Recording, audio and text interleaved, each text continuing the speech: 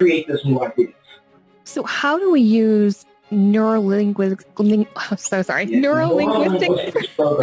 I think this is why everybody just calls it NLP. NLP, right. Yeah.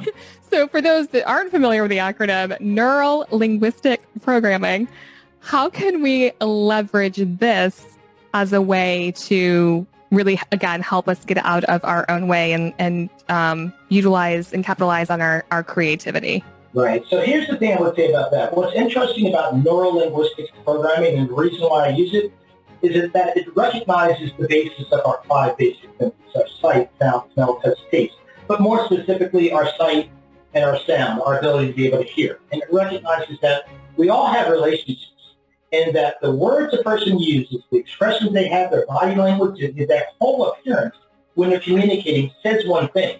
The words may say one thing, but their body language, as we know, may say something completely different. So neurolinguistics programming teaches you to kind of step away from your first assumption and to be able to really digest what is actually happening and removing your own original assumptions from possibly the words or the intent, and then coming up with a better understanding. Now, that's also something called mentalism within the universal principles of reality, because it recognizes everything is within the mind. It's all tied to these senses that we have that are connected to our hands, our ability to touch, our ears, our ability to hear, and so forth.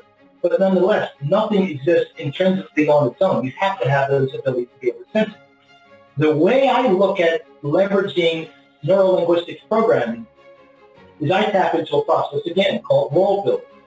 Now, world building is the exact same thing, again, that those science fiction writers will use to be able to create the possibilities of a whole new fantasy world. You know, I want to create a world where there's where no one is hungry, and where you extrapolate out the wildest of possibilities, and then you create the world underneath that provides the background for that fantasy that you're creating.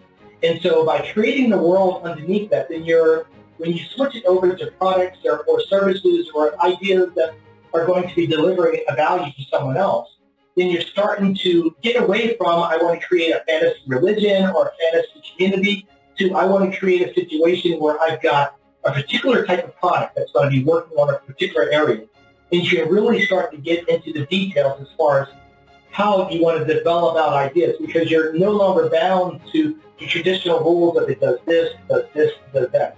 In a fantasy world, you can get it to do anything, and then when you come into reality itself, it's just finding the tools necessary to enable what you envision within that fantasy.